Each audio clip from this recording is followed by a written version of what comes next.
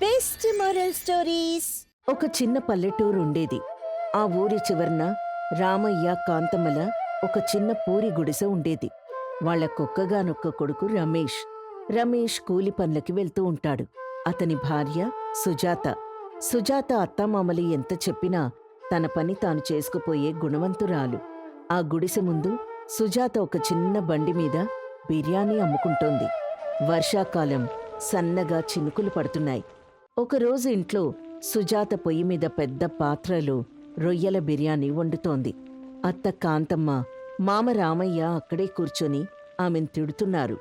కాంతమ్మ కోపంగా, ఏంటే ఆ చెత్తవాసన? ఉదయం లేవగానే ఈ రొయ్యల కంపొకటి. పల్లెటూరులో ఆడవాళ్ళ ఇంట్లో ఉండి పనులు చూసుకోవాలి గాని ఇలా బండి పెట్టుకుని ఊరి చివర వ్యాపారం చేయడమేంటో? మా పరువు తీయడానికే పుట్టావు. అవునే కాంతమ్మ, నువ్వన్నది నిజమే. నా కొడుకేమో ఆ పొలంలో మట్టి కొట్టుకుపోతూ ఉంటే వీరనారిలాగా ఈమె బిర్యానీ అమ్ముతుందంట. ఎవరొస్తారు కొనుక్కోడానికి? ఈ వర్షంలో తడుస్తూ చావడం తప్ప ఏం లాభం లేదు. సుజాత మెల్లగా వినయంగా, అత్తయ్యగారు, మావయ్యగారు, ఆయన ఒక్కరి సంపాదనతో ఇల్లు గడవడం లేదు. మన అప్పులు తీరాలంటే నేను కూడా ఏదో ఒకటి చెయ్యాలి కదా. నాకు వండటం బాగా వచ్చు. అందుకే ఈ రొయ్యల బిర్యానీ బండి పెట్టుకున్నాను. కాస్త ఓపిక పట్టండి, మంచి రోజులొస్తాయి. విన్నారా అండి మీ మాటలు? మంచి రోజులొస్తాయంట. ఆ వర్షంలో బండేసుకుపోతే ఉన్న ఆ కాస్త సరుకు కూడా పాడైపోతుంది. నా మాట విని ఆ పొయ్యి ఆపేసి లోపలికి రా. వినదులేవే, పట్టుబట్టి ఆ బండి కొంది. వెళ్ళనివ్వు.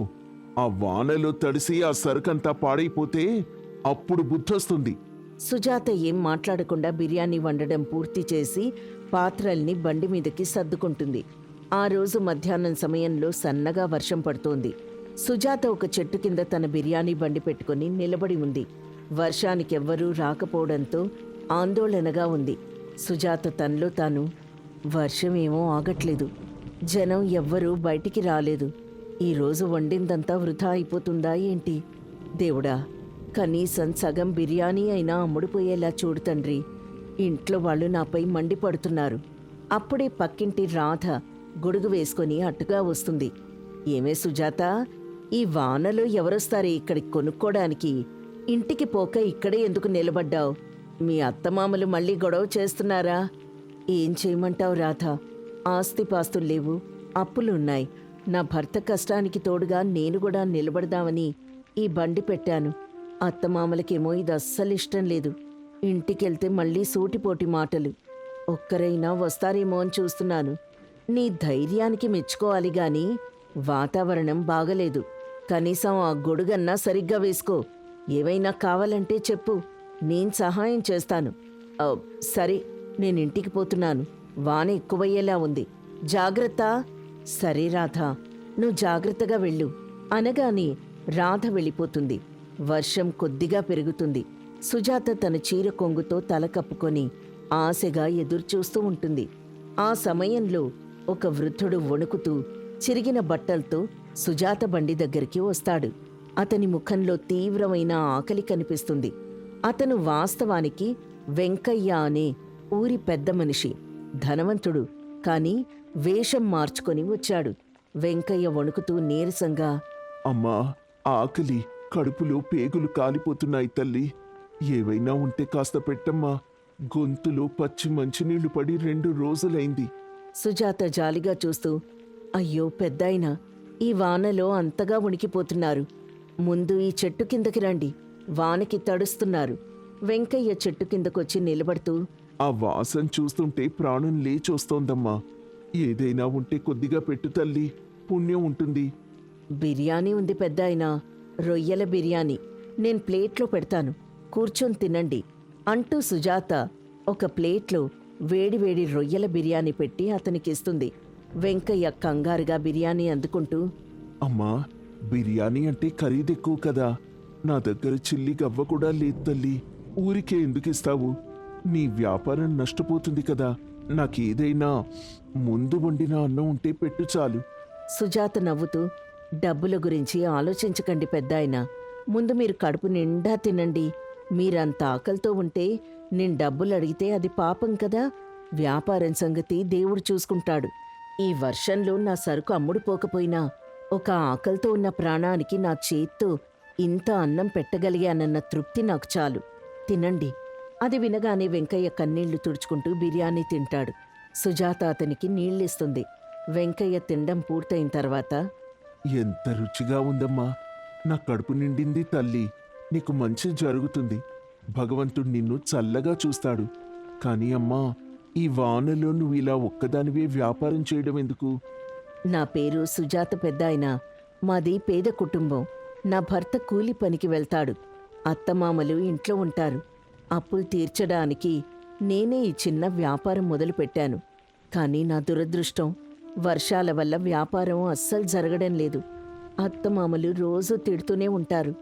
అయినా కష్టపడకుండా ఏదీ రాదు కదా. ఆమె మాటలు వింటూ ఆశ్చర్యపోయి వెంకయ్య, నీలో ఎంత మంచి గుణం ఉందమ్మా. నీ వ్యాపారం లాభం లేకున్నా నా ఆకలి తీర్చావు. నీ కష్టానికి తగ్గ ఫలితం దక్కాలి తల్లి. నేను వెళ్తాను. నీకు మంచే జరుగుతుంది. జాగ్రత్తగా వెళ్ళండి పెద్దాయనా, వర్షం ఇంకా పడుతోంది. అలా వెంకయ్య నెమ్మదిగా అక్కడి నుంచి వెళ్ళిపోతాడు. సుజాత మిగిలిన బిర్యానీ చూసుకొని నిట్టూరుస్తుంది. అలా ఉండగా ఆ రోజు సాయంత్రం సమయంలో సుజాత బండి తీసుకొని ఇంటికొస్తుంది. బండిలో చాలా సరుకు మిగిలుంది. కాంతమ్మ, రామయ్య ఆమెను చూడగానే విరుచుకుపడతారు. కాంతమ్మ ఎగతాళిగా, వచ్చేశావా మహారాణి? బండి నిండా డబ్బులు తెచ్చావా? చూడు చూడు, ఆ బండిలో ఉన్న సరుకంతా అలానే ఉంది. చెప్పానా నేను, ఈ వర్షంలో నీ బిర్యానీ కోసం ఎవరొస్తారే? అంతా బురద పాల్చేశావు. నా మాట వింటే కదా. అసలు ఆ బండి, ఆ పాత్రలు కొన్న అప్పు కూడా తీరలేదు. పైగా ఈరోజు సరుకు నష్టం. ఈ పాడు వ్యాపారం రేపటి నుండి బంద్ చెయ్యి. ఇంట్లో కూర్చొని పనులు చేయి చాలు. సుజాత ఏడు పాపుకుంటూ, తప్పు నాది కాదు మావయ్య గారు. వర్షం వల్ల జనం రాలేదు. అయినా ఈరోజు నేను పెట్టిన పెట్టుబడికి ఏమీ రాలేదు. నిజమే, కానీ రేపు మంచిగా జరుగుతుందేమో చూద్దాం. ఒకే రోజుతో ఎలా వదిలేయమంటారు? రేపు కూడా ఇంతే. నీకదృష్టం లేదు. ఇక చాలు, నోర్మీ. అప్పుడే సుజాత భర్త రమేష్ పని నుండి వస్తాడు. ఇంటి వాతావరణం చూసి అర్థం చేసుకుంటాడు. రమేష్ శాంతంగా, నాన్నా, అమ్మా, ఎందుకు తనని అలా అంటారు? కష్టపడాలనుకుంటోంది. ప్రోత్సహించకపోయినా పర్వాలేదు. ఇలా నిరుత్సాహపరచుకండి. వాన వల్ల ఈరోజు అలా జరిగింది. రేపు బావుంటుంది. సుజాత, నువ్వు లోపలికెళ్ళి బట్టలు మార్చుకో. వానలో బాగా తడిసినట్టున్నావు. అనగానే సుజాత కన్నీళ్లతో లోపలికెళ్తుంది. కాంతమ్మ, రామయ్య విసుక్కుంటూ కూర్చుంటారు. అలా ఉండగా మరుసటి రోజు ఉదయం సమయంలో సుజాత బాధగా ఇంటి పనులు చేసుకుంటూ ఉంటుంది. అత్తమామలు వరండాలో కూర్చొని మాట్లాడుకుంటున్నారు. అప్పుడే ఒక ఖరీదైన బండి వాళ్ళ ఇంటి ముందు ఆగుతుంది. అందులో నుంచి నిన్న వచ్చిన వృద్ధుడు వెంకయ్య మంచి బట్టలు వేసుకొని దిగుతాడు. ఆయనతో పాటు ఇద్దరు వ్యక్తులుంటారు. కాంతమ్మ ఆశ్చర్యంగా చూస్తూ, ఏవండి, మన ఇంటి ముందు పెద్ద బండి ఆగింది. ఎవరో పెద్ద మనిషి దిగుతున్నారు. ఎవరై ఉంటారు? నాకెలా తెలుస్తుంది? మన దరిద్రానికి పెద్దవాళ్లతో పని ఉంది. అయినా చూద్దాం పదా. వెంకయ్య నడుచుకుంటూ వాళ్ళ గుడిసె వైపు వస్తాడు. నమస్కారం. సుజాతమ్మగారి ఇంట్లోనే ఉన్నారా? రామయ్య గౌరవంగా, నమస్కారం అయ్యా. మా కోడలే అండి సుజాత. ఎందుకు బాబయ్యా? ఏమైనా పొరపాటు చేసిందా ఏంటి? పొరపాటు చేయలేదయ్యా. నాకు ప్రాణదానం చేసింది. అమ్మా సుజాత, బయటికి రా అమ్మా. అనగానే సుజాత బయటికొస్తుంది. వెంకయ్యను చూసి ఆమెకేమీ అర్థం కాదు. నమస్కారమండి, మీరెవరండి? నన్నడుగుతున్నారు. వెంకయ్య నవ్వుతూ, నన్ను గుర్తుపట్లేదా తల్లి? నిన్న వర్షంలో నీ బండి దగ్గరికి ఆకలితో వణుకుతూ వచ్చిన ముసలివాణ్ణి నేనే తల్లి. మీరా? మీరా ముసలివారు? మీరప్పుడలా ఇప్పుడిలా నాకేమీ అర్థం కావడం లేదు. నేను ఈ పక్క ఊరి జమీందార్ని తల్లి. నా పేరు వెంకయ్య. నేను నా వ్యాపార పనుల మీద వెళ్తూ ఉంటే నిన్న వానలో నా బండి పాడైపోయింది. నా వాళ్ళు మెకానిక్ని తీసుకురావడానికి వెళ్లారు. నాకు బాగా ఆకలేసింది. అప్పుడు మీ ఊరి వైపు నడుచుకుంటూ వచ్చాను. నా వేషం అలా ఉండేసరికి ఎవ్వరూ నన్ను పట్టించుకోలేదు. అప్పుడు నువ్వు కనిపించావు. నేను డబ్బులివ్వలేను అని చెప్పినా, నీ వ్యాపారం నష్టపోతున్నా కూడా నువ్వు నా ఆకలి తీర్చావు. నీ గొప్ప మనసు చూసి నేను ఆశ్చర్యపోయాను. కాంతమ్మ షాక్ అవుతూ, ఏంటి, మా కోడలు మీకు బిర్యానీ పెట్టిందా? అది కూడా ఉచితంగానా? అవునమ్మా, మీ కోడలు చాలా మంచిది. అప్పుల బాధల్లో ఉండి వ్యాపారం జరగక ఏడుస్తూ ఉండి కూడా నా ఆకలి తీర్చింది. నిన్న నా జేబులో డబ్బుల్లేవు, కానీ ఈరోజు నీ కోడలు రుణం తీర్చుకోడానికి వచ్చాను. వెంకయ్య తన వెంట వచ్చిన వాళ్ళకి సైగ చేస్తాడు. వాళ్ళొక పెద్ద సంచి తెచ్చి వాళ్ళ ముందు పెడతారు. సుజాతమ్మా, నువ్వు బండి మీద వ్యాపారం చేయడం కాదు, ఒక మంచి భోజనశాల పెట్టుకో. నీ చేతి వంట అద్భుతం. ఈ డబ్బుతో నువ్వొక మంచి బిర్యానీ భోజనశాల ప్రారంభించు. నీ అప్పులన్నీ తీర్చేసుకో. ఇది నేను నీకిస్తున్న పెట్టుబడి. సుజాత కన్నీళ్లతో, అయ్యో, వద్దు పెద్దాయనా, నేను కేవలం నా కర్తవ్యం చేశాను. ఒక ఆకలితో ఉన్న వ్యక్తికి అన్నం పెట్టడం నా బాధ్యత. దానికి ఇంత డబ్బిస్తే నేను తీసుకోలేను. ఇది నా సాయం కాదమ్మా, నీ మంచి మనసుకి దేవుడిచ్చిన వరమనుకు. దయచేసి కాదనుకు. నీలాంటి వాళ్ళు అభివృద్ధి చెందితే 10 మందికి అన్నం పెడతారు. వ్యాపారం బాగా చేయి తల్లి. రామయ్య చేతులు జోడించి కన్నీళ్లతో, మమ్మల్ని క్షమించండయ్యా. మా కోడలి విలువ తెలియక మేమిన్ని రోజులు ఆమెను బాధ పెట్టాం. ఆమె మంచి మనసే మమ్మల్ని ఈ రోజు కాపాడింది. కాంతమ్మ ఏడుస్తూ సుజాత చేతులు పట్టుకొని, నన్ను క్షమించు సుజాత. నీలో ఇంత మంచి గుణం ఉందని నేను గుర్తించలేకపోయాను. నిన్నెన్నో మాటలన్నాను. ఇక మీదట నేను నీ వ్యాపారంలో నీకు సాయంగా ఉంటాను సుజాత, చూసావా, నీ నమ్మకం నిజమైంది అన్నాడు రమేష్. ఇదంతా పెద్దాయన దయ, దేవుడి ఆశీర్వాదం. సరేనమ్మా, నేను వెళ్ళొస్తాను. నీ కొత్త భోజనశాల ప్రారంభోత్సవానికి నేను తప్పకుండా వస్తాను అని చెప్పి వెంకయ్య వెళ్ళిపోతాడు. కుటుంబం అంతా సంతోషంగా ఆ డబ్బును చూస్తారు. అలా ఉండగా 6 నెలల తర్వాత ఊరి మధ్యలో ఒక చక్కటి భోజనశాల ఉంటుంది. దాని పేరు సుజాత రొయ్యల బిర్యానీ భోజనశాల. జనం సందడిగా వస్తూ పోతూ ఉంటారు. సుజాత సంతోషంగా అందరికీ వడ్డన చూసుకుంటుంది. కాంతమ్మ గల్లాపెట్టె దగ్గర కూర్చొని పైసలు తీసుకుంటుంది. రామయ్య బయట నిలబడి వచ్చిన వారిని పలకరిస్తూ ఉంటాడు. రమేష్ వాళ్ళందరికీ సహాయం చేస్తూ ఉంటాడు. రాధ భోజనం చేసి వస్తూ, సుజాత, నీ బిర్యానీ రుచి ఊరికే పేరు తెచ్చింది. రోజురోజుకీ మీ భోజనశాలకు జనం పెరుగుతున్నారు. సుజాత నవ్వుతూ, అంతా మీ అందరి అభిమానం రాధ. మా అత్తమామలు, నా భర్త, నేను అందరం కలిసికట్టుగా కష్టపడుతున్నాం. అవునే రాధ, మా కోడలి చేతి చలవిది. ఆ రోజు వర్షంలో ఆ పెద్దాయనకు చేసిన చిన్న సాయం మా కుటుంబం రాతనే మార్చేసింది. మా కోడలు మా ఇంటి మహాలక్ష్మి.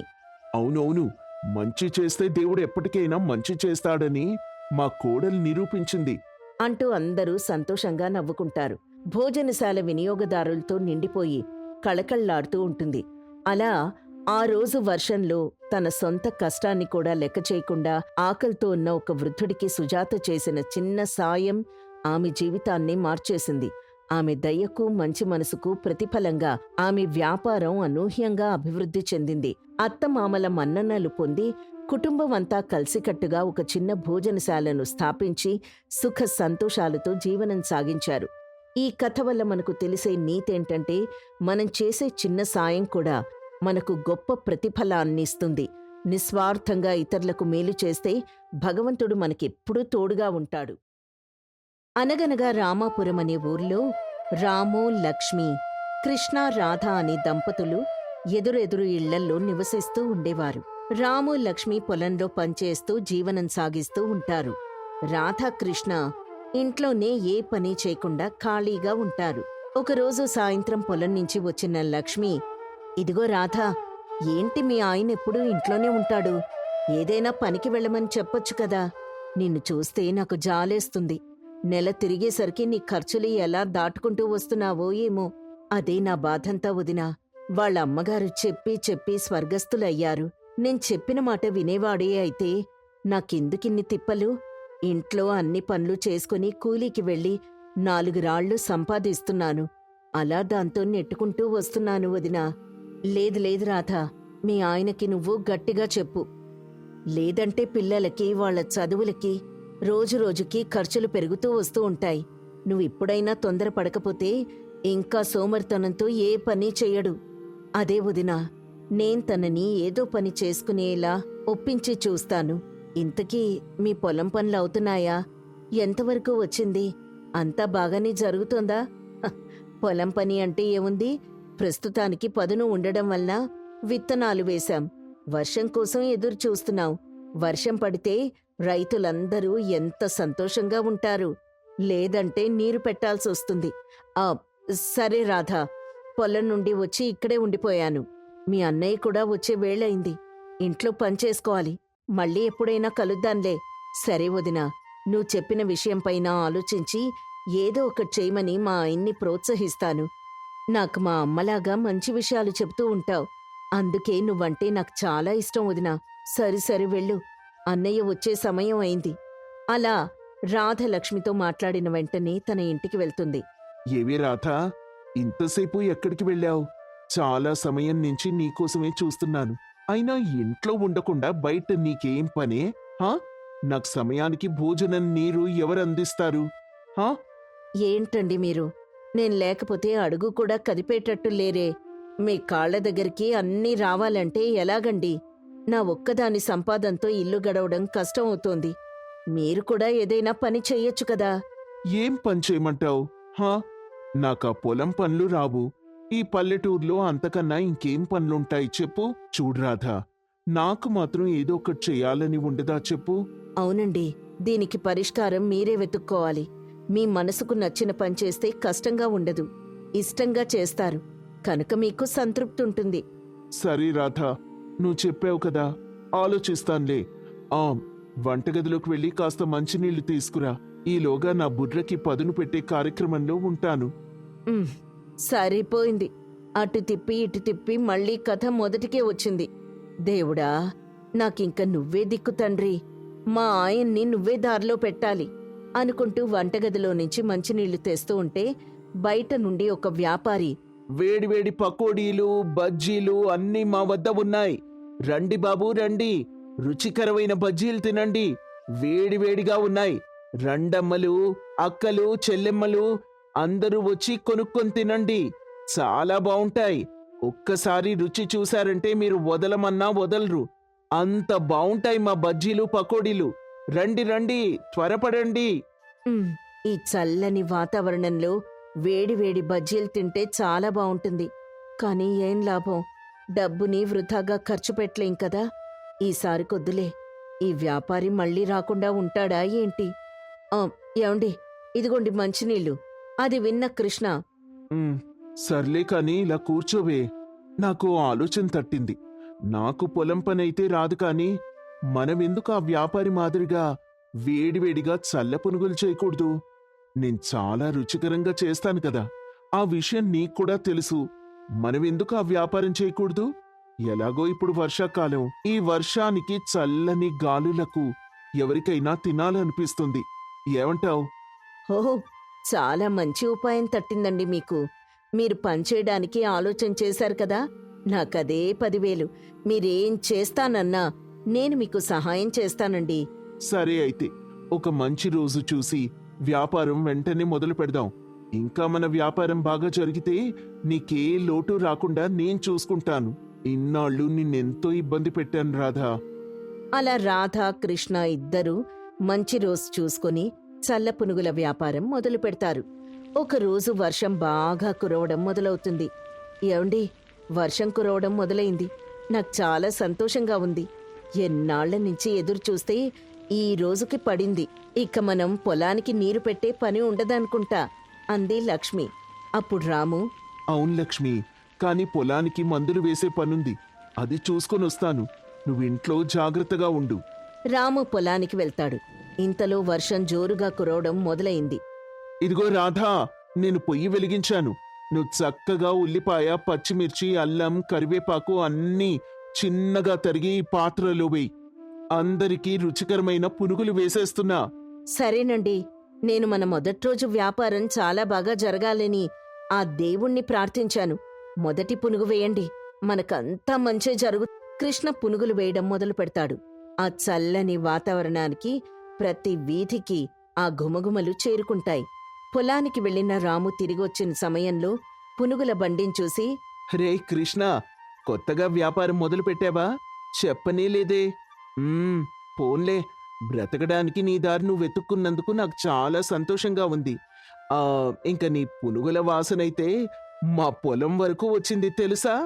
రేయ్, ఈ రోజు నీ చేతి వంట మేం రుచి చూడాల్సిందే. అవును రాము, తప్పకుండా. ఇదిగో ఇప్పుడే వేడి వేడిగా వేశాను. తిని చెప్పండి, నేను చేసిన ఈ చల్ల పునుగులు ఎలా ఉన్నాయో. రాము ఒక చల్ల పునుగు తిని, హ, కృష్ణ, చాలా రుచిగా ఉన్నాయి. నీ చేతిలో ఏదో మహిమ ఉంది. చాలా బాగున్నాయి తెలుసా? ఆ, కొన్ని పునుగులు వేసేస్తే మీ అక్కకి తీసుకుని వెళ్తాను. చాలా సంతోషపడుతుంది. అలాగే రాము, తప్పకుండా. రుచి బావుంటే, నీకు నచ్చితే మీ చుట్టాలకి బంధువులకి అందరికీ చెప్పాలి మా కొత్త వ్యాపారం గురించి. ఇదిగో తీసుకో రాము, మొత్తం 50 రూపాయలైంది. అయ్యో, అన్నయ్య గారి దగ్గర డబ్బులు తీసుకుంటారా ఏంటి? ఆయనేమీ పరాయివారు కాదు కదా, ఎంతైనా ఇరుగు పొరుగు వాళ్ళం కదా. అయ్యో రాధ, నన్ను అపార్థం చేసుకున్నావే. నాకు ఆ మాత్రం తెలీదా ఏంటి? రాము మొదట బోణీ చేశాడు కనుక తన చేత్తో ఇచ్చిన డబ్బులు మనకు బాగా కలిసొస్తాయి. మంచి మనిషితో బోణీ అయినందుకు నాకు చాలా సంతోషంగా ఉంది. ఆ అవునమ్మా రాధ, కృష్ణ చెప్పింది కూడా నిజమే. పైగా ఇప్పుడు డబ్బులు ఇవ్వకుండా వెళ్తే నాకేదోలా వెల్తిగా ఉంటుంది.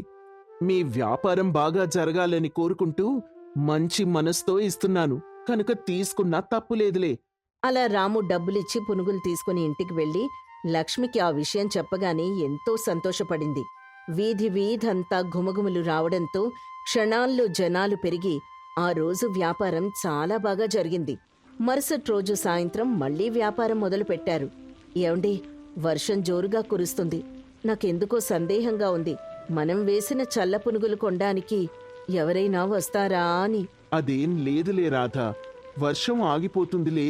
లేనిపోని అనుమానాలతో ముందుకు వెళ్ళలేం కనుక మన పని మనం చేసుకుంటూ పోవడమే. అలా ఇద్దరూ వర్షం కురుస్తున్నా సరే పునుగులు చేయడం మాత్రం మాన్లేదు. కాసేపటికి పునుగులు వేయడం పూర్తయింది. ఒక్కరు కూడా రాలేదు బండి దగ్గరికి. ఏమండి, నేను చెప్తే మీరు వినలేదు. చూడండి ఇప్పుడు ఏం జరిగిందో. ఒక్కటంటే ఒక్కటి కూడా అమ్ముడు పోలేదు. వీటిని తయారు చేయడానికి చాలా శ్రమ పడ్డాం. ఈ సామాగ్రి అంతా కొనడానికి చాలా డబ్బు కూడా ఖర్చు చేశాం. ఇవన్నీ అమ్ముడు పోకపోతే మన కష్టం బూడిదలో పోసిన పన్నీర్ అవుతుందండి అని ఏడుస్తుంది. ఏ రాధ, ఏమైందే? ఇంత చిన్న విషయానికే కన్నీళ్లు పెట్టుకుంటున్నావేంటి? నా దగ్గర ఒక మంచి ఉపాయం ఉంది. మనం చేసిన ఈ చల్ల పునుగులు ఒక్కటి కూడా మిగలకుండా నేను అమ్మి పెడతానుగా, చూడు. అవునా? ఎలా అండి? వర్షం బాగా కురుస్తోంది. అడుగు తీసి అడుగు వేయలేని పరిస్థితి. ఎవ్వరూ బయటికి కూడా రావడం లేదు. మీరెలా అమ్ముతారు? మన పునుగుల బండి వీధి వీధి అంతా తిప్పేద్దాం. ఈ చల్ల పునుగుల్ని వాళ్ళే ఇంటి దగ్గరికి మనం చేరుద్దాం. అప్పుడు తప్పనిసరిగా కొంటారు. భలే మంచి ఉపాయం అండి. సరే సరే, నేను సిద్ధంగా ఉన్నాను. బండిని వీధిలోకి తీసుకొని పోండి. అలా వీధిలోకి వెళ్ళిన కృష్ణ, రాధ, చల్ల పునుగులు, చల్ల పునుగులు వేడివేడిగా ఉన్నాయి. మీ ఇంటి దగ్గరకే వచ్చింది మా బండి అని అరవడం మొదలుపెట్టారు. ఆ అరుపులు విన్న కామమ్మ మనవరాలు వర్షిణి, అమ్మమ్మ, నాకు చల్ల పునుగులు తినాలనుంది, కొన్నివ్వవా? నువ్వేం చెప్పినా చేస్తాను. అమ్మమ్మ, మా మంచి అమ్మమ్మవి కదా, కొన్నివ్వవా ప్లీజ్ అని మారం చేస్తుంది. వర్షిణి కోసం కామమ్మ వీధిలో నుంచి వెళ్తున్న బండి నాపి, ఇదిగో బాబు, పునుగులివ్వు. మా మనవరాలికి వేడి వేడిగా ఉండాలి. ఎంత ఖరీదు మీ ఈ చల్ల పునుగులు? ఇదిగోనమ్మా, తీసుకోండి. 50 రూపాయలైంది. డబ్బు త్వరగా ఇస్తే మేం వెళ్తాము. అలా కృష్ణ, రాధ వీధి వీధి తిరిగి అన్ని పునుగులు అమ్మేస్తారు. రాత్రి సమయానికి ఇంటికి చేరుకొని, రాధా, ఏమో అనుకున్నానే, కానీ వీధి వీధి తిరిగి అమ్మడం చాలా కష్టం. పైగా అదనపు ఖర్చులు అవుతున్నాయి. అందుకే చెప్పానండి, జనాలు వచ్చేదాన్ని బట్టి వేసుకోవాలని. ఎక్కువగా వేయడం అధిక శ్రమ. అందుకే వర్షం కురిసినా సరే వచ్చిన జనాలు ఇబ్బంది లేకుండా మన పునుగులు కొనాలి అంటే దానికి మన బండి దగ్గర చిన్న గొడుగు లాంటిది వేసి 2-3 కుర్చీలు పెడితే వచ్చేవారు సౌకర్యంగా తింటారు. నీకు బుర్రుందోయ్. మంచి ఆలోచన చెప్పావు. తప్పకుండా ఈ పని మనం చేద్దాం. కానీ అంతకంటే ముందు ఆకలిగా ఉందే, ఏదైనా చేసిపెట్టు. కాస్త తిని నిద్రపోతాను. పదండి, ఇద్దరం కలిసే తిందాం రండి అని వాళ్ళ వ్యాపార ఆలోచనలు పంచుకుంటూ భోజనం ముగిస్తారు. రాధా, నువ్వు చెప్పిన ఉపాయం చాలా బావుంది. వెంటనే నువ్వు చెప్పినట్టుగా చిన్న గొడుగులాగా చుట్టూ వేయించి వచ్చిన జనాలకు సౌకర్యంగా ఉండేలా కుర్చీలు కూడా వేసి పెడతాను. అంటూ రాత తెచ్చిన భోజనం తింటూ చెప్తాడు కృష్ణ. అనుకున్నదే తడవుగా మరుసటి రోజు ఉదయానికల్లా ఏర్పాట్లు చేసుకున్నారు. దాంతో కృష్ణ వ్యాపారం 3 పువ్వులు 6 కాయలుగా అభివృద్ధి చెందింది. ఈ కథ వల్ల మనకు తెలిసే నీతి ఏంటంటే, మనసుకు నచ్చిన పని చేస్తే ఎంతటి కష్టాన్నైనా దాటుకుని విజయం సాధించగలుగుతాం.